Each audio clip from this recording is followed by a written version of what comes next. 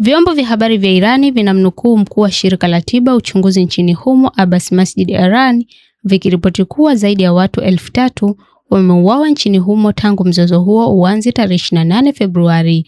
Kufikia tarehe 7 April, shirika la habari la wanaharakati la kutetea haki za binadamu lenye makao yake nchini Marekani, yaani HRANA, linasema kuwa raia 1701 wamefariki, wakiwemo watoto wasiopungua 254.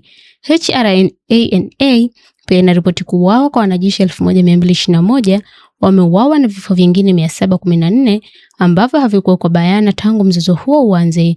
Ni vigumu kwa mashirika ya habari kupata taarifa kutoka Irani. Mashirika ya habari ya kimataifa mara nyingi huzuia visa vya kuingia Irani, jambo ambalo linafanya kuwa kukusanya habari kuwa ngumu.